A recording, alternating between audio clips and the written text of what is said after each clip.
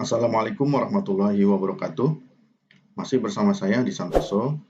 Pada video kali ini kita akan membahas mengenai lanjutan data mining, di mana untuk referensinya ya kita masih menggunakan referensi yang sudah ada ya, yang ada di layar. Terus kemudian berikutnya yang akan kita bahas di sini yaitu tahapan metodologi data mining, metode data mining, termasuk ada klasifikasi, clustering, dan asosiasi. Kemudian data mining yang berkaitan dengan software-softwarenya, ya.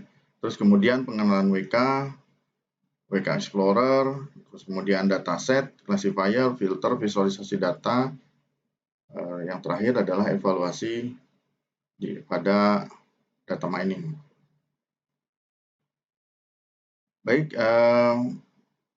pada tahapan metodologi data mining, berdasarkan pakar ya, best practice, peneliti, praktisi ya, yang telah melakukan beberapa penelitian. Jadi ada alur kerja atau langkah-langkah yang sederhana untuk memaksimalkan peluang atau keberhasilan dalam melakukan proyek data mining. Nah, upaya ini sehingga menghasilkan beberapa proses standar ya, yang sekarang ini proses tersebut ya bisa dibilang populer, yaitu dengan nama Cross Industry Standard Process for Data Mining atau CRISP-DM. Nah, metodologi ini ya diusulkan pada pertengahan 90-an ya oleh sebuah konsorsium Eropa. Perusahaan-perusahaan tersebut ya digunakan sebagai metodologi standar ya. Jadi ada konsorsium ya pada tahun 90-an. Konsorsium tersebut merupakan konsorsium perusahaan-perusahaan Eropa di mana standar metodologi ini itu digunakan. Nah, sehingga proses-proses ini ya yang ada pada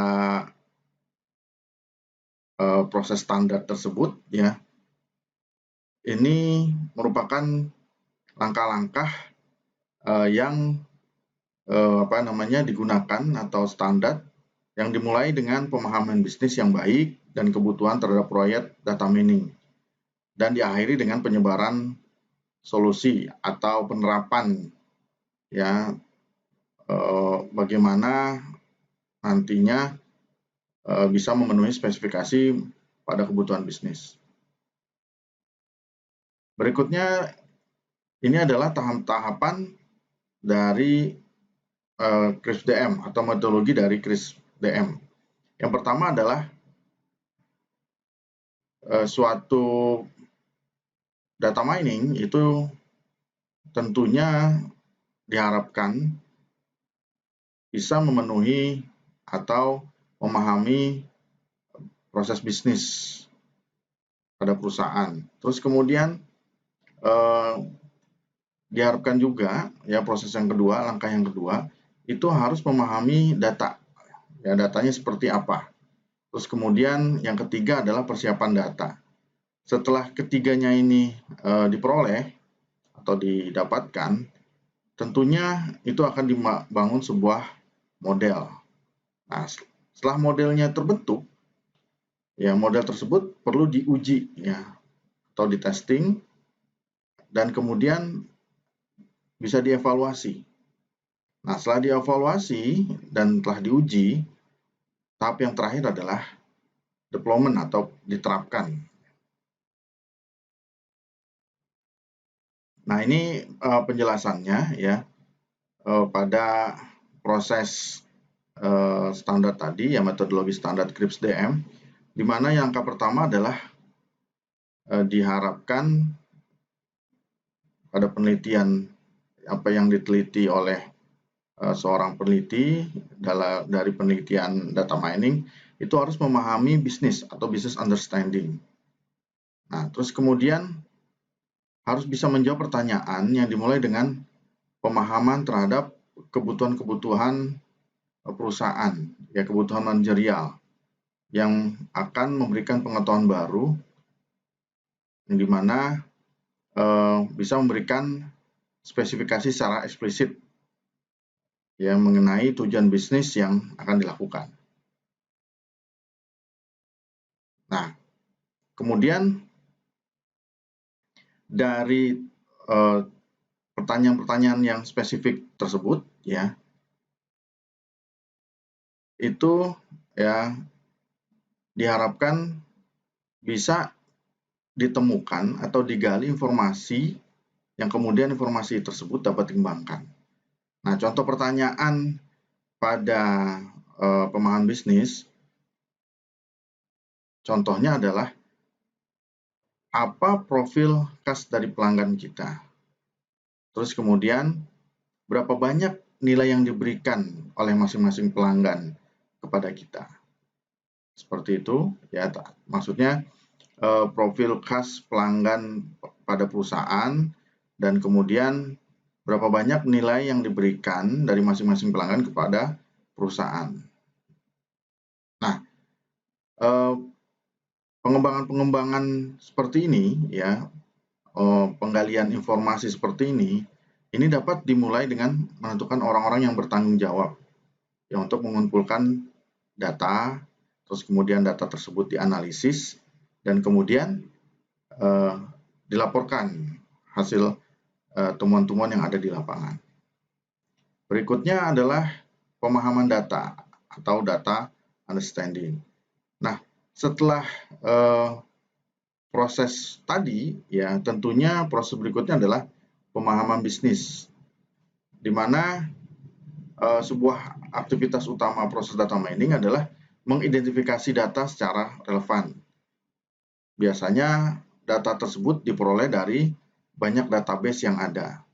Nah, poin kuncinya ya harus diperhatikan adalah tahap identifikasi dan seleksi data. Nah, yang harus diperhatikan ya adalah seorang analis ya harus bisa memberikan ringkasan tentang deskripsi tugas sebuah data mining atau proses data mining. Jadi harus ringkas dan jelas. Sehingga data yang paling relevan itu data yang seperti apa untuk dapat diidentifikasi. Ya misalnya ada proyek data mining retail. Bisa jadi perusahaan yaitu memerlukan data untuk mengidentifikasi perilaku seorang pembeli dalam mengeluarkan atau membeli pakaian. Ya, ini berdasarkan apa? Berdasarkan musiman dia membeli pakaian tersebut, atau berdasarkan faktor demografi, atau menggunakan kartu kredit, ya, atau mungkin karena ada sosioekonomi yang terjadi. Nah, selanjutnya seorang analis harus bisa memahami secara mendalam. Kemudian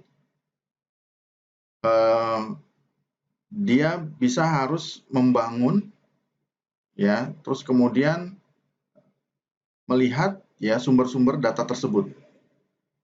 Nah, misalnya data yang relevan ya disimpan dalam bentuk seperti apa? Nah, bagaimana proses mengumpulkan data? Apakah data tersebut secara otomatis disimpan atau secara manual? Nah, terus kemudian siapa yang mengumpulkan data tersebut? Nah, seberapa sering data tersebut di-update? Nah, setelah itu ya, tipe-tipe data itu akan digunakan dan harus diidentifikasi dengan jelas ya. Apakah tipe data numerik ya, apakah tipe data yang lainnya ya, yang berkaitan dengan penentuan pada metode data mining yang akan digunakan. Berikutnya adalah persiapan data atau data preparation. Nah, tujuan dari persiapan data ini biasanya secara umum disebut sebagai preprocessing data. Ya, di mana adalah pada persiapan data ini data diambil, yaitu data yang sudah diidentifikasi pada langkah sebelumnya. Nah, kemudian data tersebut dipersiapkan untuk dianalisis ya dengan metode data mining. Nah, dibandingkan dengan langkah-langkah pada CRISP-DM, langkah preprocessing data itu bisa menghabiskan banyak waktu dan usaha. Nah, biasanya langkah-langkah seperti ini itu mengambil sekitar 80% dari total waktu yang dihabiskan dalam membuat proyek data mining. Nah, upaya ini dilakukan dengan langkah nyata bahwa data di dunia nyata umumnya biasanya itu tidak lengkap ya. Bisa jadi ada atribut yang kurang atau ada rekod yang kosong ya, atau hanya berisi data-data yang bersifat agregat. Nah, bisa jadi data tersebut juga mengandung kesalahan atau outlier, ada null ya. Nah, bisa jadi data tersebut juga tidak konsisten. Nah, contohnya adalah ketidakseragaman format. Ya, misalnya itu kebanyakan contohnya pada tanggal, terus kemudian nama orang tua, dan sebagainya. Nah, bila kita lihat di layar, ini adalah gambar persiapan data, di mana pada real world data, ya data nyata, itu biasanya data harus dikonsolidasi terlebih dahulu. Ya, ada di sini prosesnya adalah mengumpulkan data, memilih data, terus kemudian data diintegrasikan. Nah, setelah data dikonsolidasi, ya, sudah dikumpulkan, ya, terus kemudian datanya dipilih, terus kemudian diintegrasikan. Tentunya ada proses namanya data cleaning, ya, atau pembersihan data, di mana dalam proses data cleaning ini itu melihat data-data mana yang nilainya tidak ada, ya, atau missing values, ya. Terus kemudian data tersebut bisa di reduce atau dihilangkan atau di eliminate, ya, di mana bisa terjadi ya data-data tersebut tidak konsisten. Nah, setelah data tersebut sudah terhindar dari nilai-nilai yang kosong atau nilai yang hilang, tidak ada nilainya, terus kemudian sudah di eliminate, ya, sudah dieliminasi, ya, data tersebut sudah bagus, ya, terus kemudian tinggal di transformasi. Nah, setelah ditransformasi, tentunya ya data tersebut harus dinormalisasi terlebih dahulu. Ya, datanya dilihat, ya, apakah data ini bisa diproses ke dalam proses data mining. Nah, bila ada atribut yang tidak diperlukan atau atribut yang diperlukan, tentunya harus membuat atribut baru, ya, untuk nantinya bisa digunakan pada proses data mining. Nah, setelah data transformasi atau transformasi data dilakukan, proses berikutnya ada data reduction, ya, Jadi di mana jumlah-jumlah variabel yang tidak diperlukan, terus kemudian kasus-kasus, ya, jumlah berapa kasus, ya, atau data-data yang mungkin perlu disesuaikan, ya, ini bisa direduksi, ya, dikurangi. Nah, setelah data tersebut sudah melalui proses data reduction, tentunya diharapkan data tersebut, ya, oleh seorang analis itu bisa tampil atau bisa nantinya ditampilkan dengan baik, ya. Nah, berikutnya yang keempat adalah pengembangan model atau model building, di mana pada tahap ini, ya, metode pemodelan itu bisa kita pilih dan kita terapkan, ya, pada sebuah dataset yang sudah disiapkan untuk memenuhi kebutuhan bisnis, ya, secara spesifik. Nah, langkah dalam pembuatan model itu mencakup penilaian dan analisis komparatif dari berbagai model yang dibangun. Nah, di sini seseorang harus menggunakan berbagai jenis model yang memang nantinya tuh layak, ya, secara bersama, ya, itu bisa diidentifikasi dengan metode yang sudah dipilih atau metode yang terbaik, ya, untuk tujuan tertentu. Nah, bahkan suatu metode algoritma kadang-kadang itu memerlukan parameter yang harus disesuaikan atau dikalibrasi untuk mendapatkan hasil yang optimal. Nah, tentunya beberapa metode mungkin bisa saja memiliki persyaratan khusus mengenai bagaimana data itu harus diformat, ya, sehingga data tersebut bisa dilanjutkan pada tahap berikutnya, ya, pada proses data mining.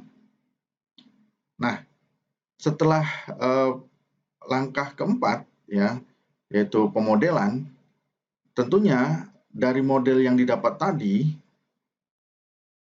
ya, atau sudah dikembangkan, perlu dinilai dan dievaluasi akurasi dari model yang dibuat tadi. Nah, langkah ini, ya, menilai sejauh mana model yang dibuat atau dipilih apakah sesuai dengan tujuan bisnis atau tidak, sehingga dapat diketahui, ya, apakah model ini perlu dikembangkan, ya, atau tidak. Ya, kalau memang perlu dikembangkan, mungkin model ini bisa digunakan oleh perusahaan. Nah,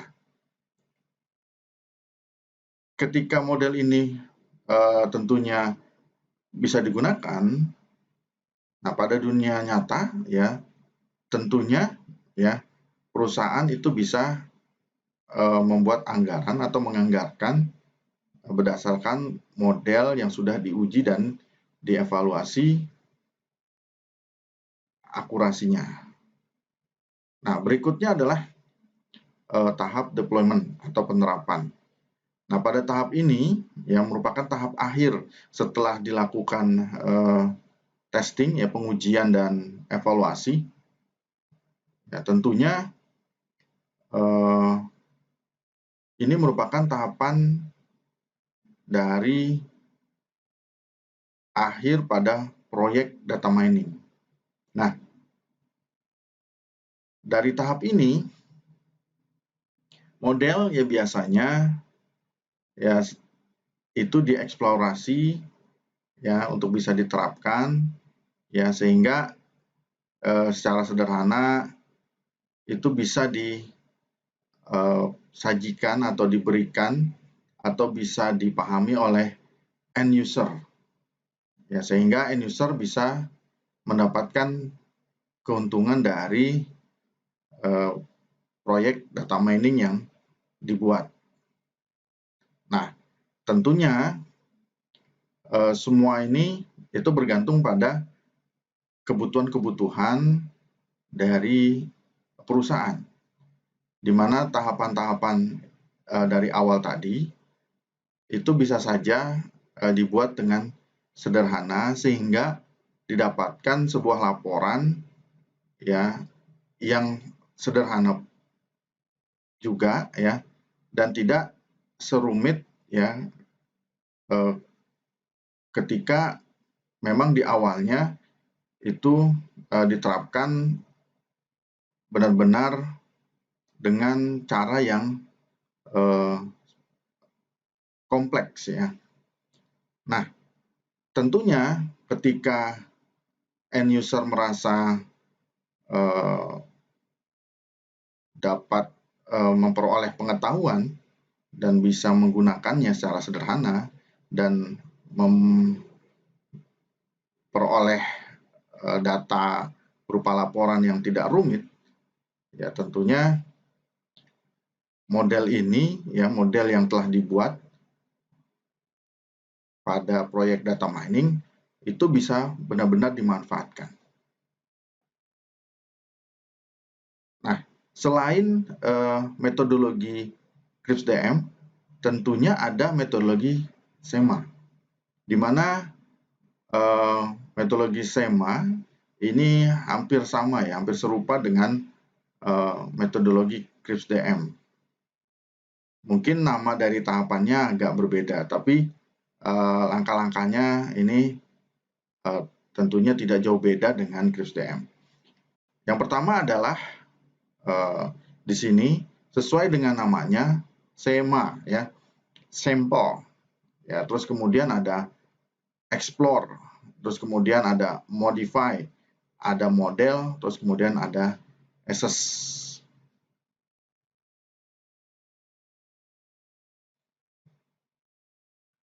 Nah, setelah mengetahui langkah-langkah metodologi tadi ya, yaitu CRISP-DM dan SEMA, tentunya kita bisa mengetahui juga metode dari data mining, di mana ketika kita ingin mencari atau memodelkan sebuah data mining ya, dengan proses klasifikasi, ya ini contohnya di sini adalah decision tree analysis atau analisis pohon keputusan. Ini biasanya menggunakan teknik machine learning. Nah, ini bisa dibilang merupakan teknik klasifikasi yang sekarang ini memang masih populer di ranah data mining atau area data mining.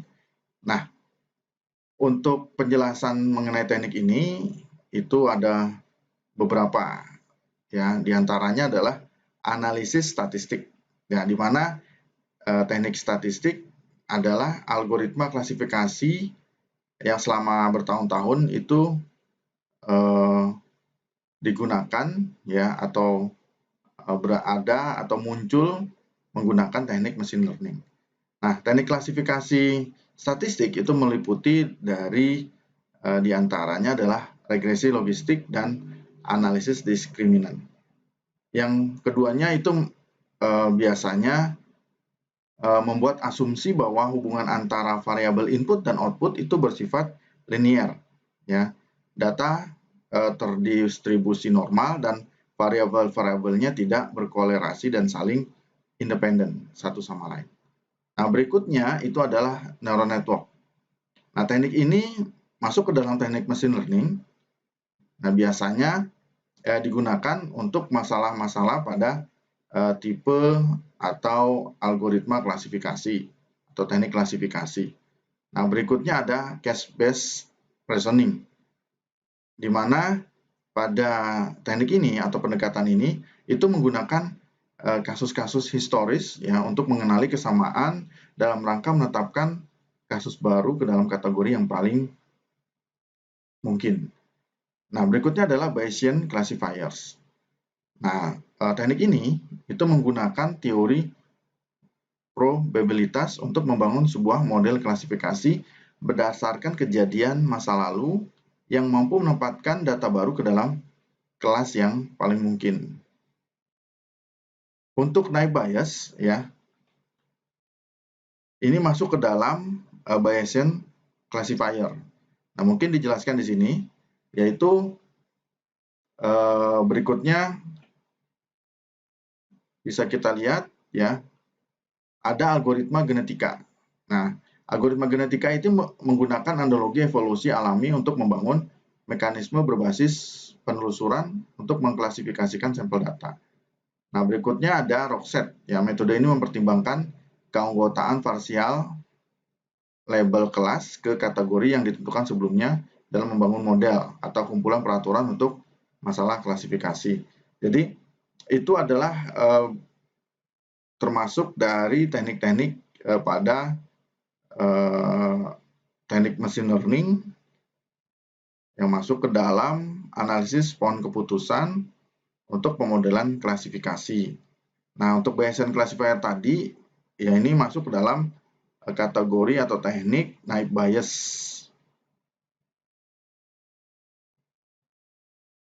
Nah,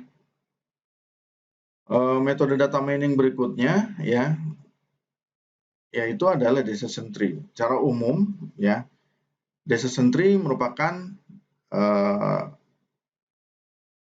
metode ya atau teknik ya yang tahapan-tahapannya itu melakukan pembelajaran decision tree ya sebagai berikut, yaitu menguji semua atribut dan memilih pada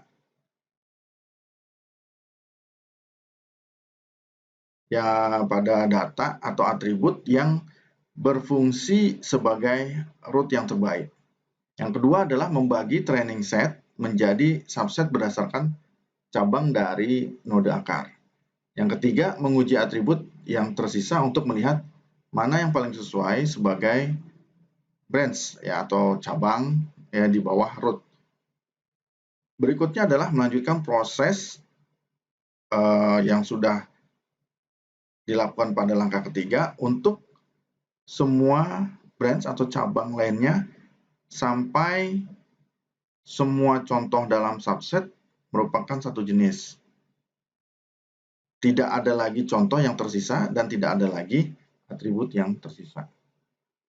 Nah, untuk menentukan atribut mana yang terbaik dari setiap branch atau cabang, ini biasanya digunakan teknik entropi dan information gain. Entropi sendiri itu dilambangkan dengan N, E ya, adalah jumlah bit minimum yang diperlukan untuk mengklasifikasikan contoh sebagai ya atau tidak. Di mana rumusnya bisa dilihat pada layar ya ini ya. Di mana S adalah training set. Terus kemudian C adalah jumlah kelas data dan P ya adalah proporsi dari training set yang merupakan kelas dari I.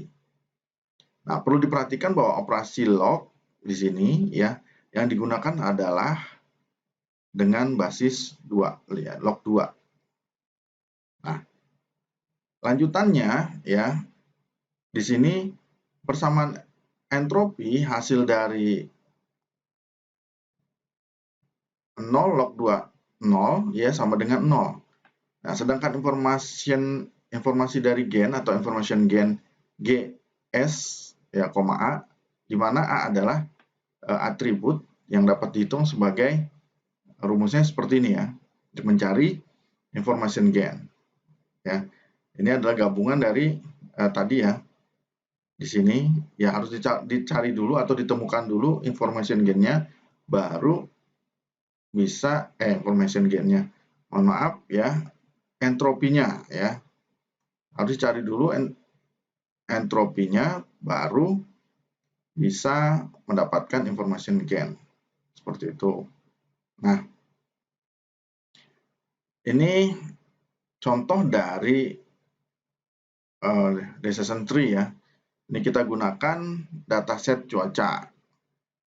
Di mana dataset ini juga bisa diperoleh pada data set yang sudah disediakan oleh software WK biasanya, atau masing-masing software ada datasetnya, dan ini dataset yang sudah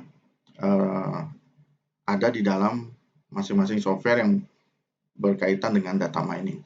Nah, ini ada contoh di mana ini adalah dataset cuaca yang terdiri dari day ya, outlook, temperatur, humidity, wind, play tennis ya.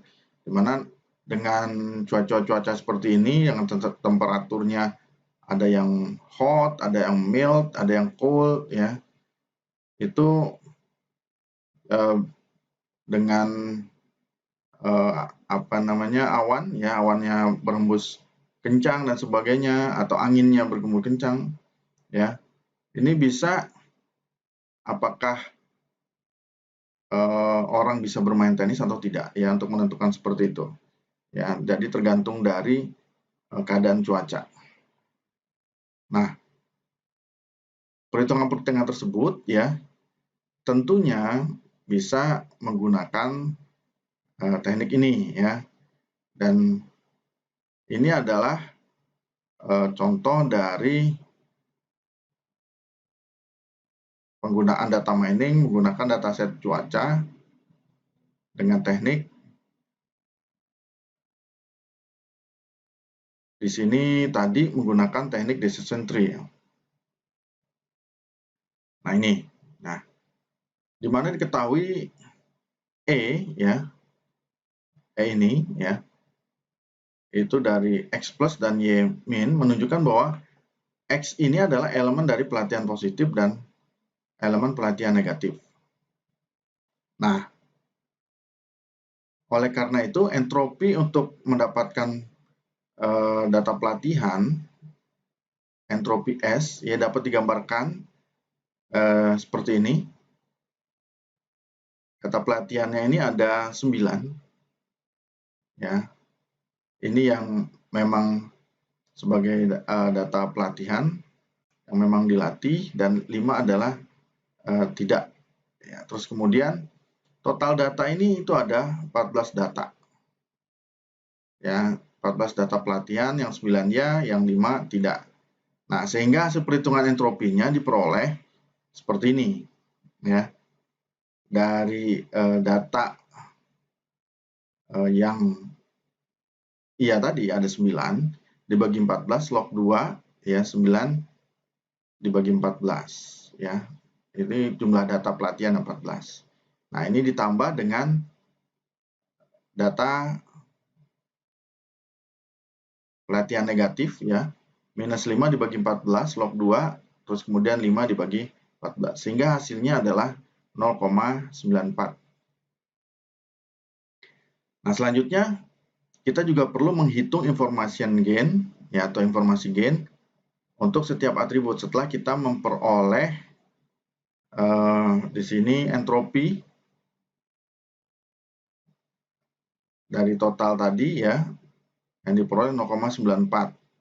Nah, di sini untuk setiap atribut A, di mana A itu diambil dari himpunan berdasarkan tabel tadi, ada outlook, ya ada temperatur, ada humidity, ada wind.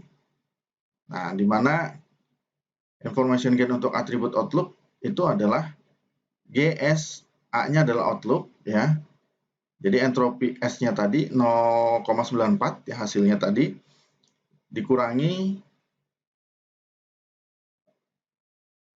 yang data pelatihan negatif ya, dibagi 14 dikali elemen dari outlook. Nah, outlooknya ini ada Sunny ya, itu berjumlah berapa, terus kemudian ditambah ya 4 dibagi 14 ya, terus kemudian dikali outlook yang overcast ya, ditambah 5 dibagi 14 dikali elemen dari outlook yang menyatakan rain.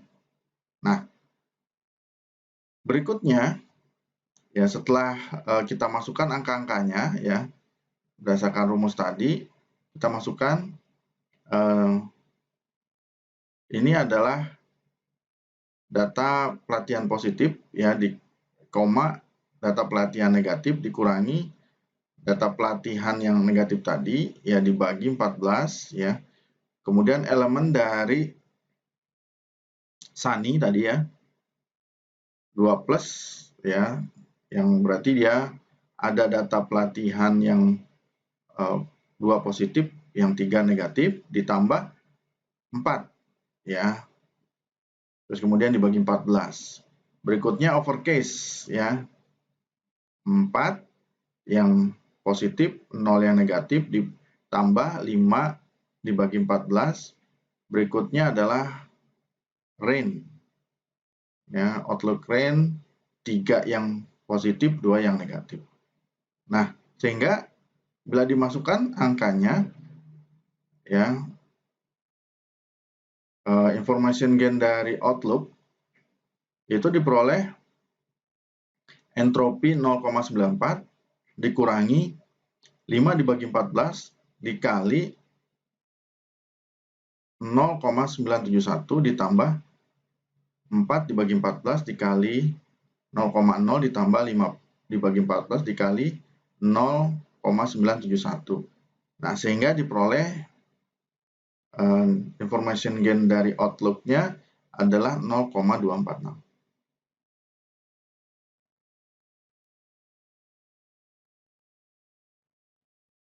Nah, berikutnya adalah untuk atribut temperatur. Nah, caranya sama ya. Caranya sama seperti tadi, temperatur ini ada hot, ya ada mild, ada cool. Ya, totalnya ini sama ya untuk entropinya. Sisanya penghitungannya sama ya. Berikut juga dengan humidity ya. Terus kemudian dengan wind. Nah, dari hasil perhitungan information gain, keempat atribut tersebut itu dapat diketahui bahwa atribut outlook adalah yang paling besar ya. Berapa di sini? Yaitu 0,246. Ya, ini 0,29 untuk temperatur, humidity 0,15 dan wind 0,048. Nah, jadi ini hasil perhitungan menggunakan decision tree untuk dataset cuaca. Nah, untuk algoritma Naive Bayes ya berdasarkan klasifikasi Naive Bayes ini difungsikan untuk menghitung probabilistik ya dengan asumsi bahwa setiap fitur yang digunakan itu tidak saling bergantung atau saling lepas. Nah, algoritma ini memiliki kelebihan dari sisi kecepatan, ya, pembelajaran dan toleransi terhadap nilai yang hilang ya, atau missing value dari fitur yang ada. Nah, terus kemudian di sini yang paling penting adalah algoritma ini menggunakan probability density function. Jadi data dianggap mengikuti distribusi normal untuk kemudian dihitung nilai rata-ratanya dan simpangan bakunya. Nah, algoritma ini juga merepresentasikan sebuah kelas ya, terdapat karakteristik yang dibutuhkan untuk melakukan klasifikasi untuk menjelaskan bahwa peluang masuknya sampel tertentu ke dalam kelas posterior. Nah, munculnya suatu kelas itu sangat berpeluang ya, ini disebut dengan prior biasanya. Nah, ini dikali dengan peluang yang muncul secara global yang disebut evidence. Nah, nilai evidence biasanya selalu tetap untuk setiap kelas pada satu sampel. Nilai posterior yang tadi ya pada kelas ya dibandingkan dengan nilai posterior kelas lainnya untuk menentukan ke dalam kelas apa sampel yang kita berikan. Nah, ini contohnya. Jadi untuk mencari Naive Bayes atau aturan dari Naive Bayes biasanya di sini ada posterior probability ya, di mana C itu adalah probabilitas approval kelas C, di mana kejadian-kejadian sebelumnya itu belum terlihat ya, buktinya belum terlihat. Nah, sedangkan posterior C dalam probabilitas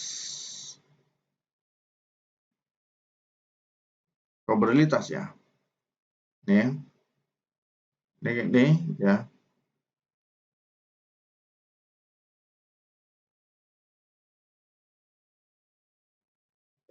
Ini biasanya kejadian-kejadian setelah bukti terlihat. Ya. Nah, ini di mana classifier probability ya yang menggunakan fungsi likelihood ya di sini itu dibagi dengan predictor prior probability untuk mendapatkan posterior probability. Nah, untuk menghitung probabilitas dari kelas C, jika ada evidence, ini bisa dicari seperti ini, ya, bisa dicari seperti ini. Ya, berdasarkan rumus tadi juga, ya, hampir sama ya, tinggal diganti saja evidence ya, X-nya tadi dengan evidence. Nah, di mana dengan adanya naif ya, naif bias ya, yang mengasumsikan yaitu evidence terbagi menjadi beberapa bagian atribut yang independen. Nah, sehingga untuk S atribut dapat dihitung seperti ini. Ya, di mana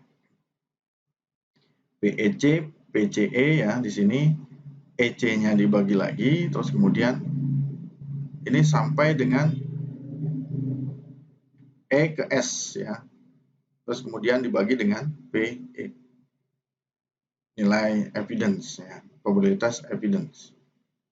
Sini probabilitas evidence ya dari kelas C, terus kemudian probabilitas evidence kelas C sampai dikali terus sampai evidence yang sudah ditentukan ya dikali dengan probabilitas kelasnya dibagi dengan probabilitas evidence. Nah, ini adalah contohnya ya. Jadi bila dilihat ya, ini menggunakan dataset cuaca. Langkah pertama adalah menghitung likelihood-nya dulu ya dari masing-masing atribut. Terus kemudian ada 4 atribut ya, outlook, temperatur, humidity, dan windy. Nah, kemudian kita hitung beberapa kali atribut tersebut muncul untuk setiap kelas. Apakah ya atau tidak atau yes dan no. Nah, perhitungan tersebut dapat dilihat pada gambar ini. Bisa kita lihat outlook ya, terus kemudian temperatur, yes no-nya ya, berapa kali apa masuk ke dalam kelas, terus kemudian humidity, windy, dan play. Di sini bisa kita lihat ya, apakah play-nya ini bisa masuk ke dalam kategori yes atau no. Di sini yes-nya ada 9, no-nya ada 5. Nah, di sini 9 dibagi 14, terus kemudian no-nya 5 dibagi 14. Sehingga kalau bisa kita lihat, ya kalau outlook-nya sunny, temperaturnya cool, humidity-nya high, windy-nya true, apakah bisa bermain tenis atau tidak?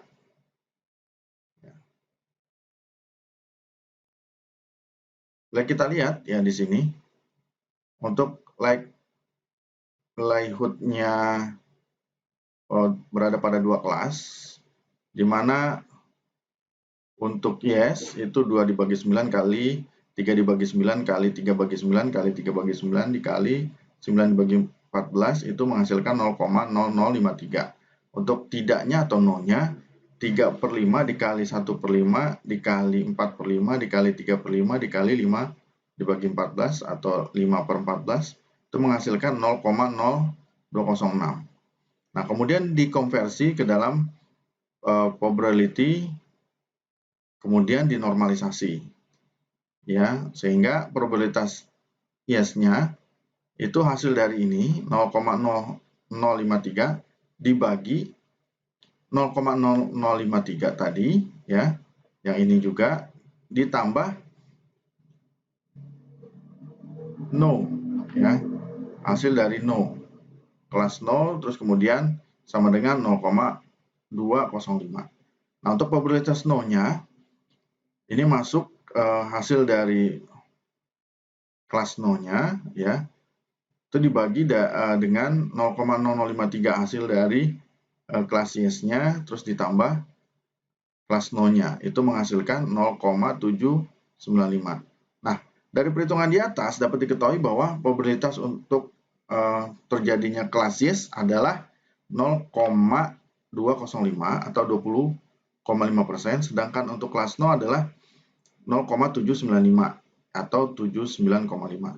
Nah, bisa kita simpulkan di sini bahwa untuk data dengan atribut outlook-nya sunny, temperaturnya cool, humidity-nya high, dan windy-nya true, itu masuk ke dalam kelas no. Ya, dengan dibuktikan bahwa probabilitasnya itu sebesar 79,5%.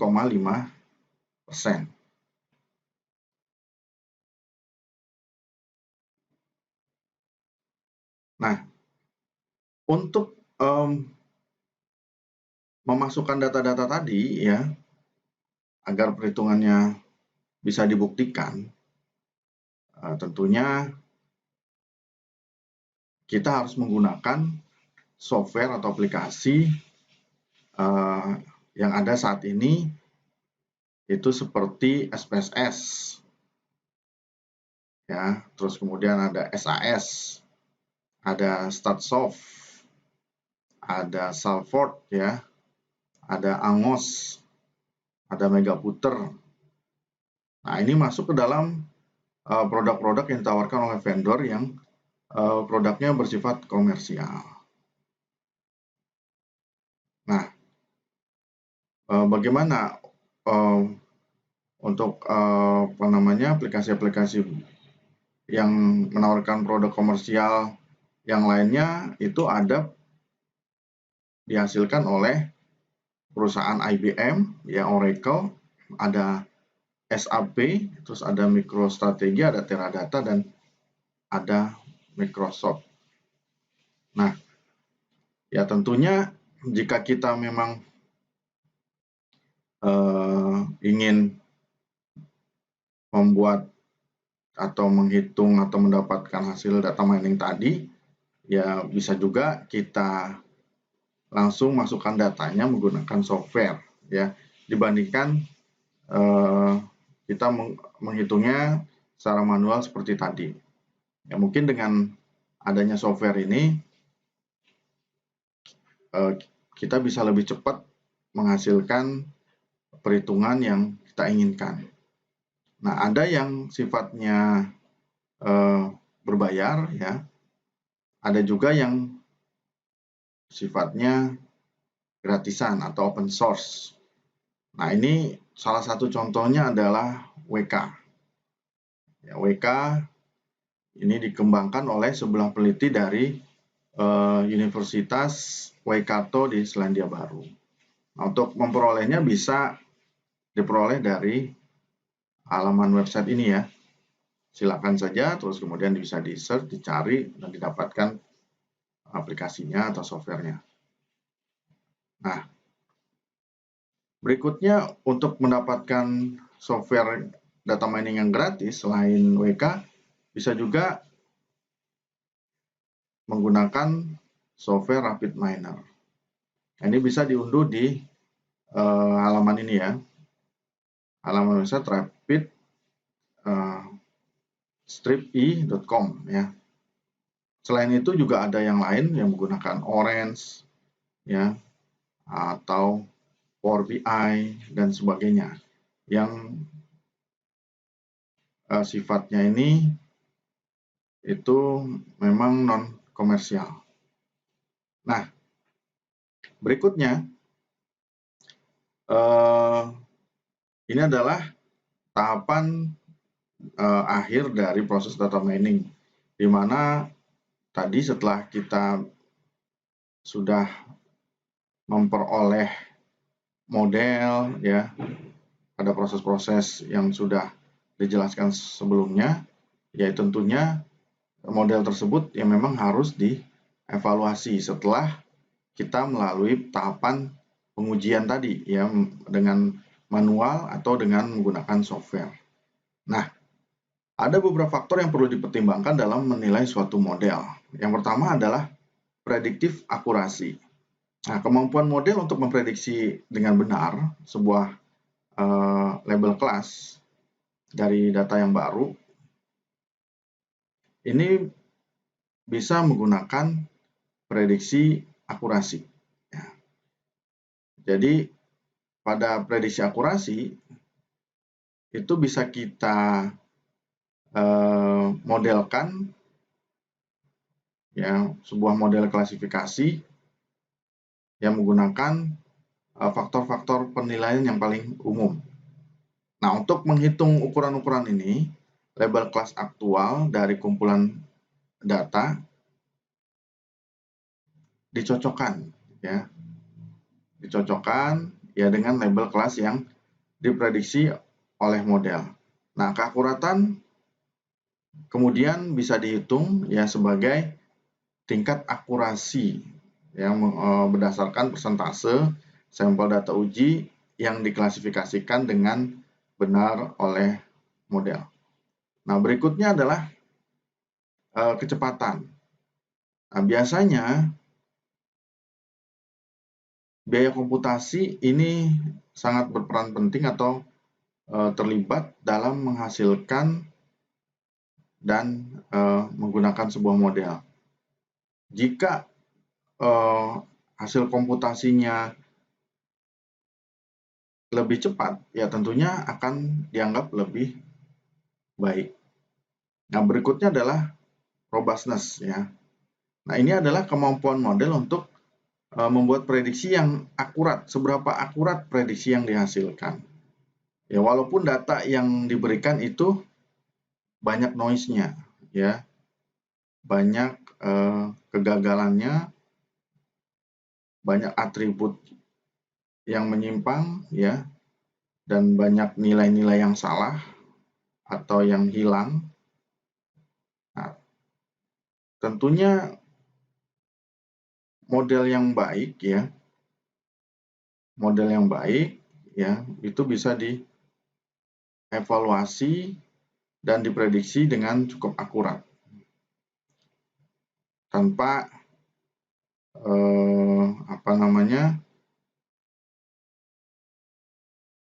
melihat dari noise-nya. Jadi noise-nya itu bisa diminimalisir ya. Jadi memang prediksinya cukup kuat ya. Jadi bisa jadi tidak terlalu berpengaruh terhadap hasil pada suatu model. Nah, berikutnya adalah skalabilitas. Nah, kemampuan untuk membuat model prediksi secara efisien. Ini masuk ke dalam skalabilitas. Jadi walaupun jumlah data yang besar, jadi model itu tetap dapat diprediksi ya dengan efisien. Yang terakhir adalah interpretability. Ini adalah tingkat pemahaman dan wawasan yang diberikan oleh model. Apakah model itu bisa memberikan visualisasi atau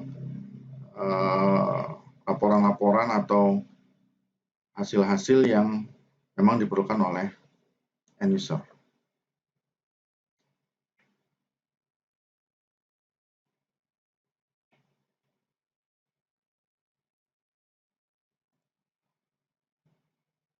Nah, biasanya perhitungan evaluasi pada sebuah data mining itu menggunakan rumus estimasi akurasi, yaitu confusion metric.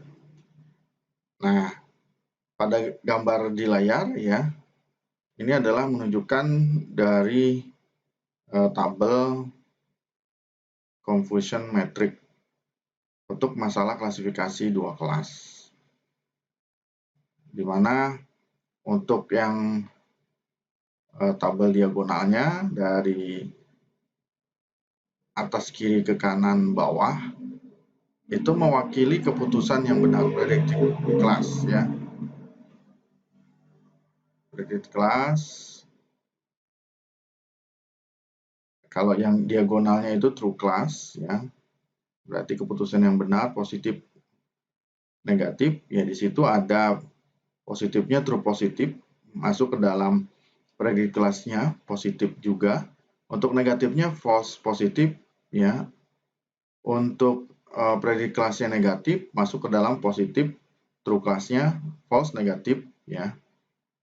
Terus kemudian untuk negatifnya masuk pada true class negatif dan predict class-nya negatif, yaitu true negatif.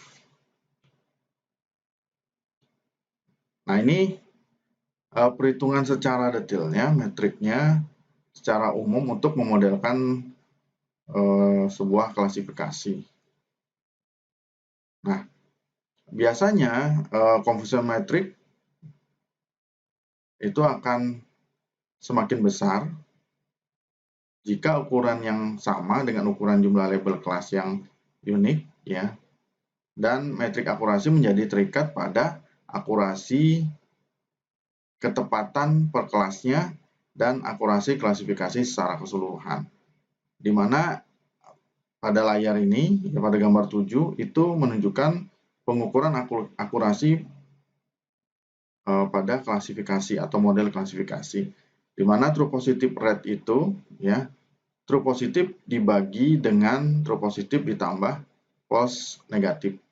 Untuk mendapatkan true negative rate,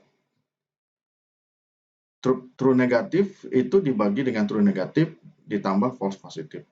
Untuk mendapatkan akurasi, true positif ditambah true negatif, ya, tambah true negatif dibagi true positif ditambah true negatif ditambah false positif tambah false negatif. Untuk mendapatkan presisi, true positif dibagi dengan true positif ditambah false positif.